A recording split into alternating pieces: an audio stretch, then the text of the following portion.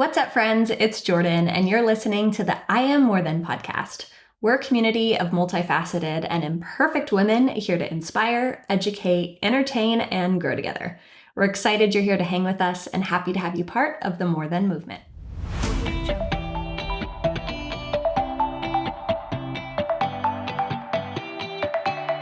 I think people forget that happiness is now. It's not just it's not how you look. It's not who you date. It's not what you do for work or where you travel to. It's it's right in front of you. It's the little things, you know? That was a quick clip from this week's conversation with the wonderful McKenna Dorn. We first got to know McKenna on season 1 of the podcast shortly after her iconic exit from The Bachelor. She was in the stage of rebuilding her life and overcoming some of the unnecessary backlash she got from being on reality TV. But I, for one, was super empowered by her exit, and so many people fell in love with the bubbly, entertaining, fun-loving, and authentic woman they saw on the screen. Since the Bachelor finale is happening this week, she answered some of my questions about what it's like filming for the show. She gives us some of the behind the scenes, discusses the toll it took on her mental health, and how she's grown so much as a woman since then. I love how transparent she's become on her social media about her mental health journey, and in this episode, she goes into depth about the things she's implemented to help her feel like the best version of herself. We dive into growing out of friendships, self-discovery, building a life with her person, finding happiness in the little moments, and so much more. I always love chatting with the queen of Team No Spill, and I know you'll love this episode. So let's get into it. I know The Bachelor is such a small part of your story and of your journey, but since it's on right now and we're nearing the end, I'm kind of curious about if you can pull back the curtain a little bit of what life is like when you're going through that process. Yeah, I think it's different for everyone. For my situation, when I was going through, it's really quite the transition of being a fan that watches the show to then actually living it and then having to rewatch it over. The anxiety that you feel every week, because you film all day long and then they cut in those 5 days of filming into a 2-hour episode, right? So it's you don't know what's going to be put out there, and you don't know things can be twisted too. Sometimes how you felt about a situation is not how other people felt about a situation, and then you see their interviews, and then also you see editing, and then you see people's viewers and how they take it. So it is a lot to digest, and I remember just being filled with anxiety every episode that I was on. And even today, I watched an episode last night because I actually did a little podcast earlier today to review it with one of the Bachelor podcasts, and it's anxiety for me to watch it, even though it's not an episode that I'm in or have been in for years.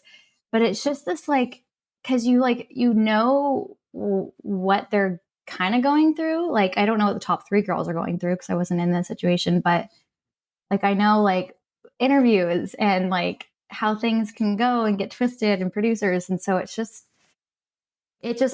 reason why I don't watch the show anymore, because I can't watch it because I just know too much. Yeah. And like you said, you were a fan prior because we followed each other on Instagram and we were friends long before you went on the show. Huge fan. And my whole family, we loved it. And none of us watch it anymore. After my season, we just stopped. It kind of just ruined it for me going on. And maybe it would have been different if I had a good experience, But I know a lot of people don't watch the show anymore after they go on it because it's just almost trauma in a sense of being I can't do this. So you get the call that you're on it. When you go in, you don't have a phone, right? So you're not talking to any of your friends and family. Do you have access? Are you watching TV? What are you doing during the day? You have no connection to the outside world while you're filming the show. Literally none. You get your phone taken away the moment you get to the hotel, and you get your phone back to you the moment you get into that car on the way to the airport to go home. I remember getting my phone and just being so shaky and getting all my texts. And I got so many texts being oh my God, because it people found out I was on the show. They're oh my God, I can't believe you're on the show. Da, da, da, da. And my parents are my mom's I think you're going to be it. And I'm I'm coming home, Mom. I'm coming home. I'm coming. But I remember I was top 8 or something. And a couple weeks after that is when Hometown starts. So when you make top 10, they start calling your family to just give them an idea of hey, like, there's a possibility we could be coming, because they also need to prep like stuff in your hometown for things to do and like get those booked and whatnot. And so my mom thinks I'm going to be like hometown, and like, everyone's like stressing out. They're like, oh God, what are we going to wear? Like, and then like 2 days after that call, I'm like, hey mom, I'm on my way home. And I'm like telling her, I'm like, we had no connection. It was horrible. She's Yeah. like, well, that's opposite of what I was Yeah. prepared for. Yeah, exactly. So when you're in the house, are all the girls for the most part just like giddy in the beginning and everyone's getting along and everything's great? Or is it as like cliquey and villainesque as we see on TV? I feel like the first 3-ish days, things are good. Things are great. And then like the dates start, like group dates start. And you kind of start to see people like interact with him or like with each other. And you can start to see who becomes close, who starts to talk.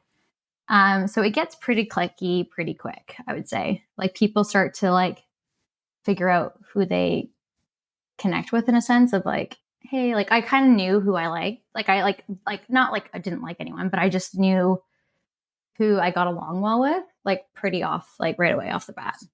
And who I felt like might take my, like I kind of knew who didn't like me, in a sense. Like I knew who didn't like my personality like right away. So I kind of just I tried my best to like not step on any toes, but Seems kind of impossible not to. Yeah. Especially because you're such a kind person and you're so Mm-hmm. easy to get along with that it always amazes me that when you put anybody in those situations, like people are going to perceive you differently than who you truly are. Did you feel the need to like prove yourself or defend yourself when people were spreading things that were not true? 100%. And I actually was just talking about this, like kind of on the podcast I just did earlier about my age. Like I was the youngest, I was 22. And like looking back at it now being 26, I don't think I would have, that was the best idea to go on. Like we were saying how it should almost be like 25 and up, in a sense. Like I feel like you kind of have a better understanding of what you want, who you are around that kind of mid 20 age. And I felt like I had to constantly defend myself. Like I'm the youngest, yes, but like who knows if he's he's the right guy for me. Like that doesn't matter my age. Like it's not like we're getting married tomorrow, but like if we are compatible and we like each other and everything works well, like who's to say he's not going to pick me, you know? And I felt like I had to constantly defend that. And I'm very fun and bubbly. And like, I think people kind of take that as like, she's not serious or she's just playing around. And it's like, if you really know me, that's just me all the time, 22 or not, like that's just me. And that just rubbed people the wrong way, which I get. And it's really hard in that situation because like, you don't know who to trust. And it's because you don't have your friends there. You can't call up your mom. You can't call up your best friend and be like, I went on this first date and it was amazing. Like, I really like him. I said this, because if you say too much to someone, they might take it the wrong way. Or, this girl thinks it's all about her. And I kind of struggled with that because to me, I felt like I could kind of trust, like, but I couldn't, because then they take it and they run with it. And yeah. It's such a complex idea for a show, because if that were to be in like the day-to-day world, I don't know any woman that would go into dating somebody knowing that he's dating 30 other people. Yeah, it is a really weird. It's a weird, like, entertaining, but it's so weird. Like you're walking up to him and the girl's just wiping her lips, like, and he's got lipstick all over her and like all over him, and like it's a weird. You're like, okay, I'm next. Like it's so weird. And it almost feels like you have to like one up each other, and that's even more uncomfortable, especially when that's not in your personality. Yep. And you have to put yourself out there on like such an extreme level that it's hard to like make that be genuine. Mm-hmm. Yeah, I felt like I was like, you almost kind of like over exaggerate things like yourself, because you feel like you have to compete. Like it's either you have to like be different for him to notice you. Like that's what kind of goes through your mind. It's like, what can I do different that she didn't do that he's going to see? Or when like in reality, you just got to be yourself. But I think when you're in those situations, like some people were really good at just being themselves. Some people, like me, like I was like, look at her. She's a lawyer. And like, I'm this 22-year-old girl, like that's just trying to figure out my career right now, what I'm doing. Like, you know what I mean? It's like, how do I compete with that? And I really struggled with that. And I know many girls do too. Not just on The Bachelor, but in life too. Right. So yep. And that's what I was going to ask next is like how much of your experience on The Bachelor really translate into your everyday life now? Did you have to struggle with that feeling of competing with other women or judging yourself too heavily? Like how did that translate when you got back to the real world? Yeah, I feel like as hard as that part of my life was, I learned so much. And like, I look back at it, I do have some regrets, but I also like know that if I didn't do that, it's like I wouldn't be who I am today, I wouldn't be where I am today. Like I feel like I have a better understanding. Like, yeah, I was insecure there and like that was totally fine. But I think I needed those like kind of lower moments to be like, you are doing great. You are great as who you are. And, there's a little hiccups here and there, but it's part of your story. It's part of like the timeline in life, in your life. And yeah, like there was a lot of self growth in that moment. And yeah, and then with like the pandemic and everything that happened literally right after my season I was on, it was just kind of like having time for myself to really just sit back and be like, okay, like this happened, but like we can grow from this. And I think it was a hard thing, but it was also really great and a great blessing from the experience. You grow so much in the first couple of years of your 20s. I mean, I feel like Mm-hmm. your 20s are basically a trial run for the rest of your life because Yes. everything major that really happens, transitional in your life, happens when you're in your 20s. Mm-hmm. And I feel like being on reality TV and having national attention highlights that much more. But now, as a 26-year-old woman, when you're looking back at just your younger 20s, what are some things that you wish you knew then that you now know? I think I wish I just didn't hold on to things. Like I wish I didn't hold on to like, friendships that didn't work, relationships that didn't work, experiences that didn't work. And I think just okay, they didn't work. Let's learn from it and let's move on. Like I just wish I just moved on. Like I think I held on to so many like negative things and I allowed that to impact me instead of looking at like good things that happened, or just allowing myself to learn from those not amazing things that happened in my early 20s. Yeah, I think that's the biggest thing I'd tell my younger self, my 21-year-old self, and just say like don't hold on to anything that like doesn't serve you now, Yeah. just let go, grow, learn, move on. I love that. And you talked even about like growing out of relationships when it comes to friendships too. And I Mm-hmm. feel like I'm just now getting to a place, I'm almost 30. You So look I'm comfortable. Oh, amazing. thank you. I'm getting to a point too that like when I'm ID'd at a restaurant, suddenly I'm flattered. I'm like, when did that switch happen? Yeah. My goodness. Yeah. But so much of my 20s, I really struggled with like almost cutting off relationships or doing like friendship breakups because you feel like you need to bring everybody with you. And Yeah. I'm learning that everybody is kind of meant for like a season or a reason. But when it Mm-hmm. comes to doing those difficult friend breakups, when there's not necessarily a reason, they're just not going in the same direction as you are. How do you handle that? Because I think everyone handles it differently.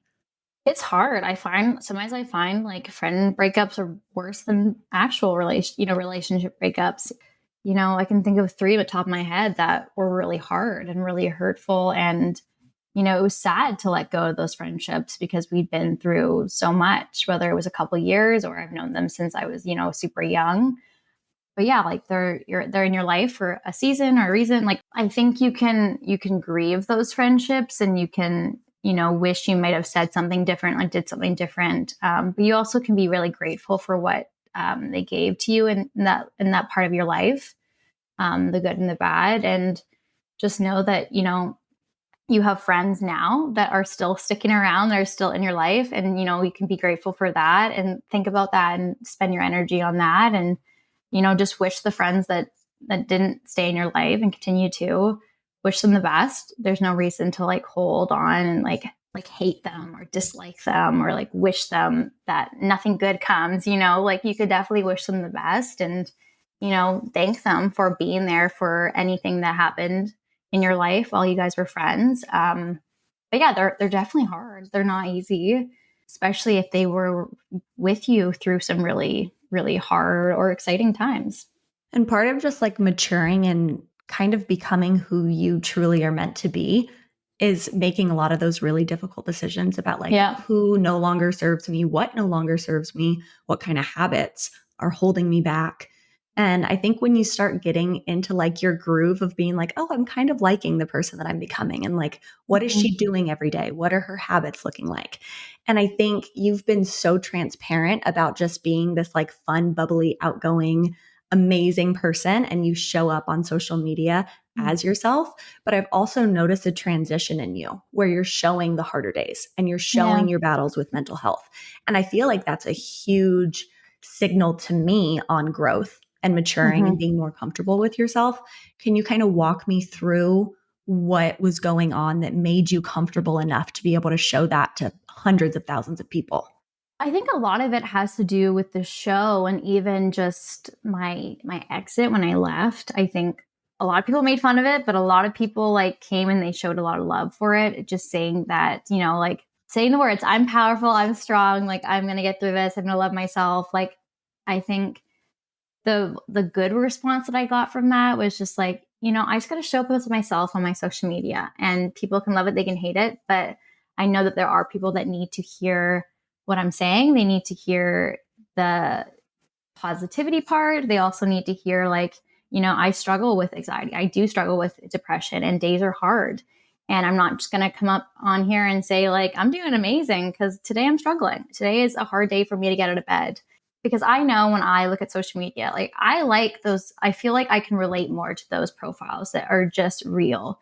Like I'm not always, touring the world. I'm not always, wearing these flashy, expensive clothes and going to fashion show. You know what I mean? Not everyone does that every day. Like some people do have just a normal life that just go for walks down, for a casual walk with their boyfriend, or struggle with depression, or, or writing sticky notes on their mirror to get through the day, like, and I just want to show up as me. I just want to like, be me. And if I can help one person get through their day with positivity or just realness, then that's what I'm going to do. I love that. And you do that for so many. So Okay. you mentioned that you do struggle with anxiety and depression. And I think that it's becoming so much more normalized with conversations like this and people just talking about the fact that the people that you're looking up to on social media also struggle with it.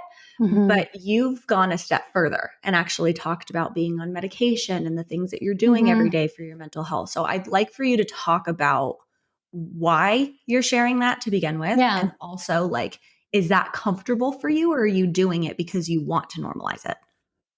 I think it's become more comfortable for me as I've been on medication. I'm actually getting off of it now, but I was on it for about a year, and I met a psychiatrist. I was told that I have general anxiety disorder and social anxiety, and seasonal depression. And it, like, when I found out about that, it was kind of like I could breathe again. I felt like what I was feeling was not just me. I'm being told that, it's okay that I'm feeling this, and I can get like extra help for it, as well as, doing therapy. And that's been amazing. And I just felt like coming on and being honest, I don't think there's anything to be ashamed about it. And I think when people think of, mental health, mental illness, and antidepressants and all of that, there can be kind of shame almost. And it's nothing to have that shame feeling with,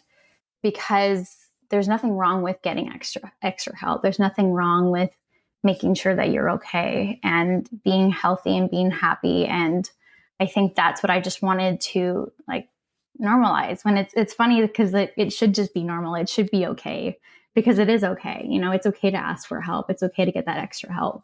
And like the response I've gotten from it is amazing. Like, people will say, like, just seeing this has given me the courage to get that extra help, to go to therapy, to schedule appointments with my doctor, to talk about medication, talk about options. And that to me is huge. That to me, like, that means more than anything, that I can help someone, feel better and get through their days. It not only helps me get through it, but also makes me feel pretty great to know that I'm helping others through that too. I remember being in my earlier 20s and coming off of like the pageant world, Mhm. which kind of similar to reality TV in the sense of like you learn so much about yourself in such a compact period of time. And when you're dealing with any type of mental illness or mental health crisis, it's really difficult to take that first step.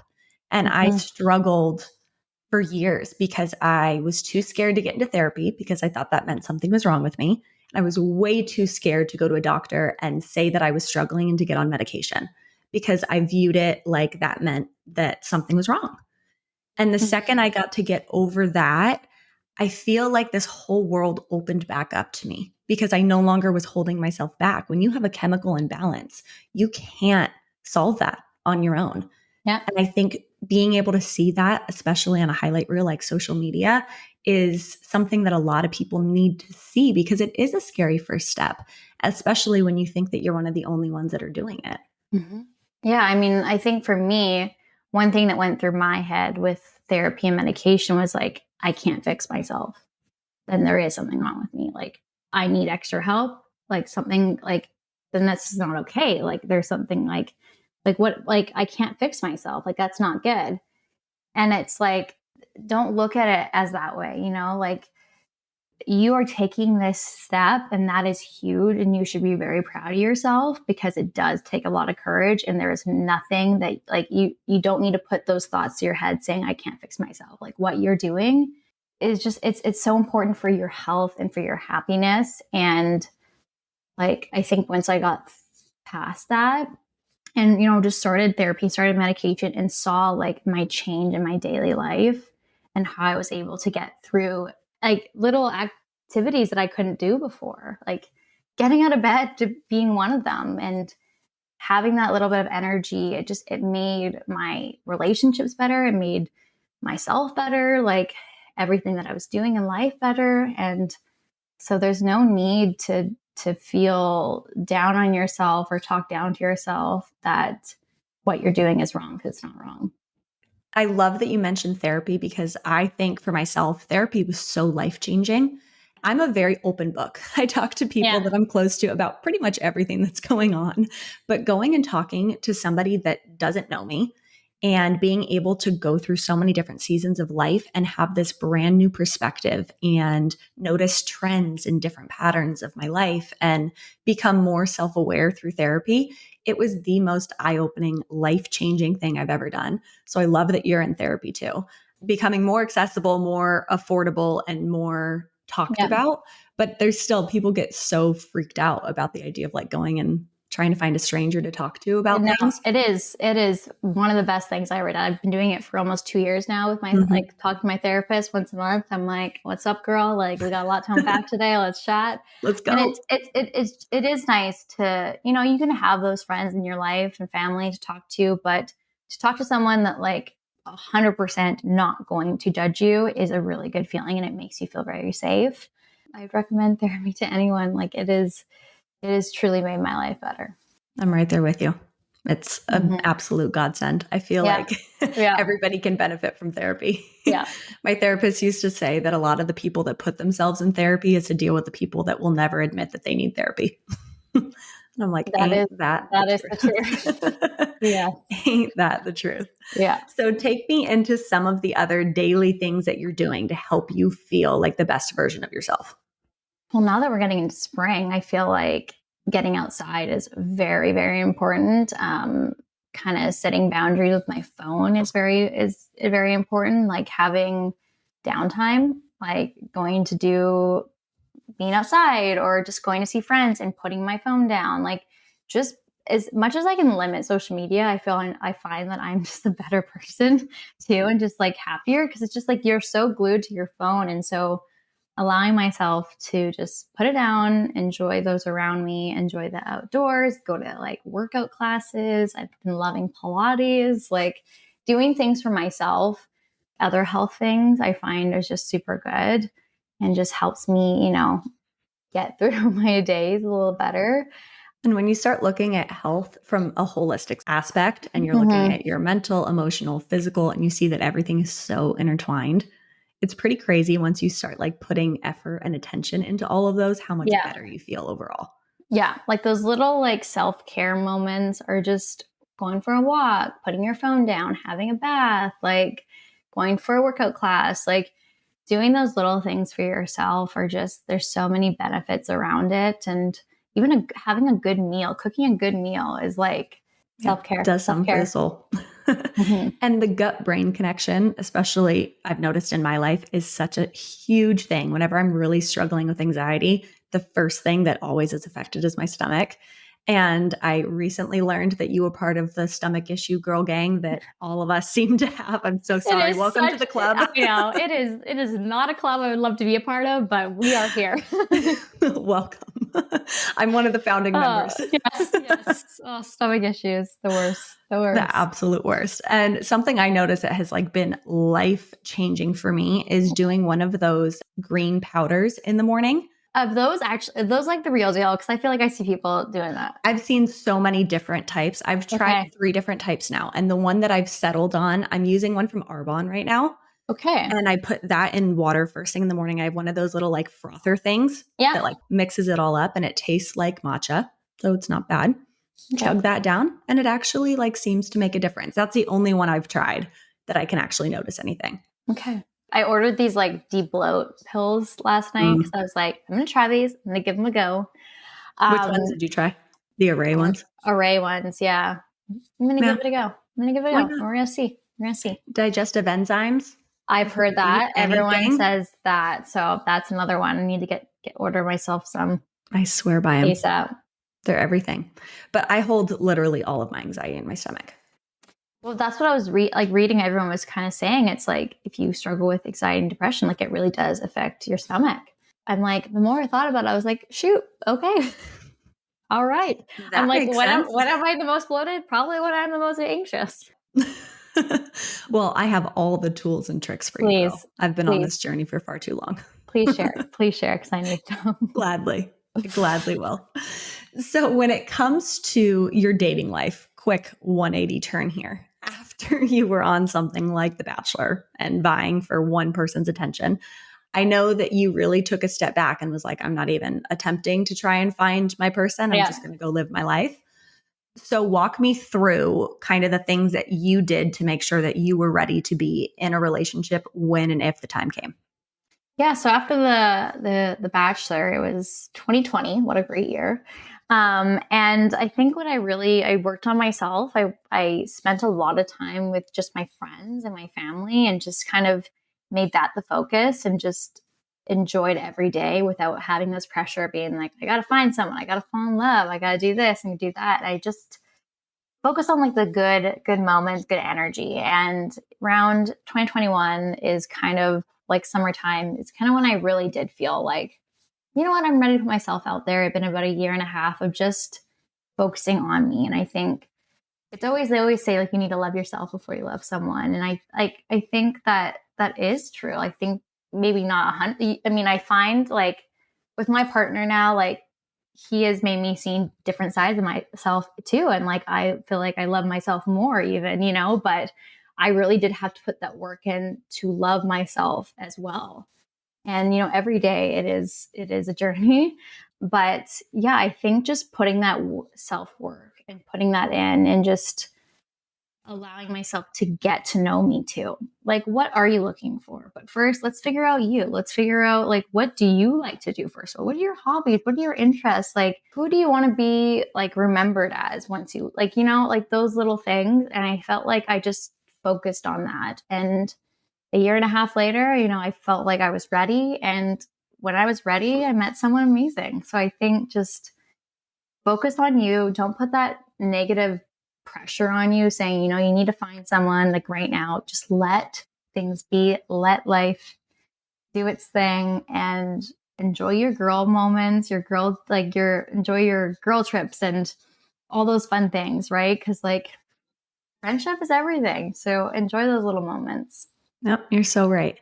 And I think it's so easy for people to hear other women that are in serious relationships to be like, well, I discovered myself and I love myself and then I found my partner. Where I think let's get into like the nitty gritty of like, Mm-hmm. what was it like truly going on that self discovery? And when you say learning to love yourself, what did you do to get to that place? And how did you know that you were on the right track?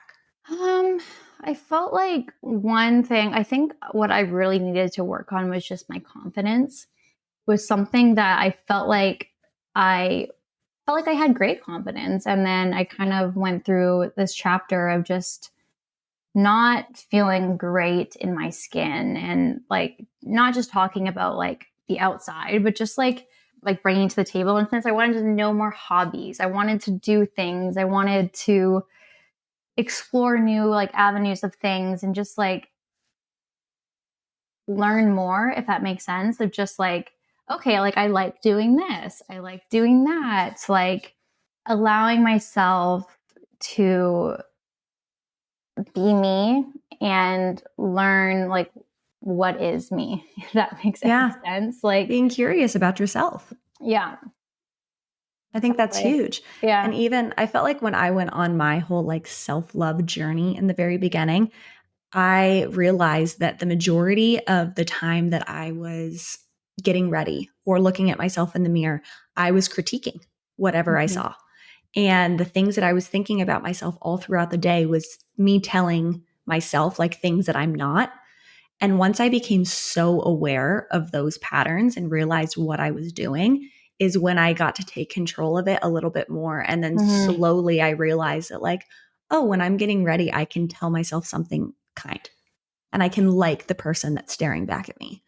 Yeah. And once I got to that point, I was like, okay, this has to be what this journey of like self love is. Because I think if you don't genuinely enjoy yourself and your own company, it's really difficult to put your best foot forward when you're trying to meet other people, whether that's Mhm. friends, whether that's intimate partners. It's really difficult to do. And I think so many women are going through that journey of trying to find confidence, Yeah. but they think that confidence will come when they look a certain way or they date a certain person or they're in a certain friend group. Can you relate to that in any Oh way? yeah. Like I think people forget that like happiness is now. Like it's not just like it's not how you look, it's not who you date, it's not what you do for work or where you travel to. It's like it's right in front of you. It's the little things, you know. I love that. Happiness is now. It's the little things, it's the little moments. It's not, you know, not it's not when you're 10 pounds lighter or when you get more toned or you know, travel to this place or you get that job or it's now. And when you're constantly waiting for those later moments, you're going to miss out what's happening right now. And that's what I started to realize is like I was so caught up on, oh, I can't go do this because, you know, I need to look better or I can't go on that date because I don't feel I haven't done this thing. Like, you know, and it's like what you're doing right now is great. Like, oh, like, look, like what you're doing right now is great. Everything that's happening right now, enjoy the now. Like, just enjoy the now because you're gonna look back when you get to that country that you wanted to travel to, or you get 10 pounds lighter, or whatever. Like, you're gonna realize that like what you wanted so bad wasn't like what you had then was amazing. Like, it was great then too. You know, it's just like it's not how you look that's going to bring you happiness or what like who you date is going to bring you happiness like right now. I saw this quote forever ago on Instagram and it's always stuck with me. That it was talking about how when you look back at a previous photo of yourself and you'll be like, oh my God, why did I hate myself then? Why was I picking myself apart? I was so beautiful. And it's like, because it was never about you. It's never about the way that you actually looked. It's about the way that you were thinking about yourself. We're always So true. thinking that like if we lose weight or if we whatever change whatever about our appearance, then suddenly we're going to have this confidence and feel great and all of our problems will be solved. And that Mm-mm. could not be further from the No. truth. Yeah, it's our minds just constantly playing little tricks, and it's just once you kind of like it's hard. It's better said than done, but like once you kind of program your mind to like tell you that like you look good, like happiness is and like I saw this like poem one time. It talked about like when we leave and we're not here anymore, like no one's going to talk about how your hair was so luscious and beautiful and like you had a six pack and you went to this place and traveled and dated this guy. Like they're going to talk about like the person that you were, like what you brought to their life, the sunshine that you brought, the laughs, the all those memories that you created. Like it has nothing to do with your appearance. It has to do with like the inside and who you are as a person. And like I think that's what we need to focus on is like they always say like the outside is like the least exciting part about you, like you, right? It's not like who you are and how you hold yourself and how you love others and like what you bring to this world. That's important. I So couldn't agree more. I feel like I'm getting to a phase in life where I'm like the external beauty is like the least interesting thing about any people that I love in my life. yeah. It's having good conversation and it's how they make you feel and it's what you can learn from them and how they inspire you in so many ways. It's so beyond physical beauty. And I also think it's really cool when you can get to a phase in your life where you could admire somebody else's beauty and know that it doesn't take anything away from you. Yeah. That's a hard place to 100%. get to. But when you get there, it's like, whew, my goodness, I thank know. God. Yeah. Couldn't And agree. that's on growth. Yeah. Yeah. Growth, baby. Self-growth. That's on growth. So what's next for you? What are some big things that you are working towards while you're still enjoying the now? And take me through some little wins that you're currently experiencing and things that you're hoping to accomplish. Yeah, I think I'm just really, one thing is just enjoying my family. I'm enjoying living with my boyfriend and like this exciting chapter that, you know, we're going through. It's been a year and a half of dating and we're just loving life and love getting to know each other. And I love getting to know my friends more and my family more. And there are like, you know, some work things that I would like to do and accomplish. And I think it's not just like, I need to do this, but it's also kind of like being proud of myself for setting a goal and accomplishing it because, you know, sometimes I have these like negative thoughts being like, I can't do it. And I hold myself back because I feel like, you know, I'm not ready yet. I'm not this. And I think there are some like business things that I would love to start accomplishing and just doing it this year. So stay tuned because things are starting to happen, which makes me very happy. And I have a great friend, great assistant that's by my side through it. And she's been amazing. And I feel like one thing is just believing in myself has been a really big part of my self growth because I definitely hold myself back and thinking that I'm going to fail almost, you know? So this year has been a lot of just doing things that scare the heck out of myself and just, you know, proving to myself that I can do it. You build so much confidence and courage when you do things, even though you're afraid. I think it's one of the biggest things that you can do for yourself. Yeah. Because it's once you can prove to yourself, like, okay, yeah, I was terrified, but I accomplished it. And like, now I can do anything. Yeah. I feel like I'm still proving that to myself over and over and over again. And the lesson never sticks for some reason. And I'm like, if only I could remember this, that would be lovely. You can do it. Just keep relearning the same lessons over and over. You mentioned living with your boyfriend. Yeah. What was one of the most shocking things about living with a significant other? It's just, I've never had a roommate and I never had a sister. So I grew up with only brothers. And so I got my own room, I got my own bath. Like there were like little things that I just never had to deal with or sharing clothes or not that we like share clothes, but like I have a lot of clothes. And so like, I'm actually the messy one in the relationship. Isn't it humbling when you learn that about yourself? You're like, oh, I'm a sprawler. Yeah. I just leave things. Yeah. Like, our guest room has also become my second closet and office, apparently. Should. And he's like, McKenna, like, this is a guest bed. Like, what if someone slips over and you have all your shit on it? And I'm like, okay, let me move my clothes.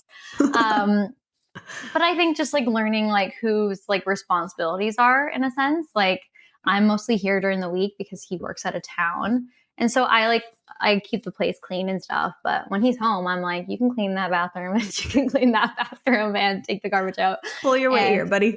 Yeah.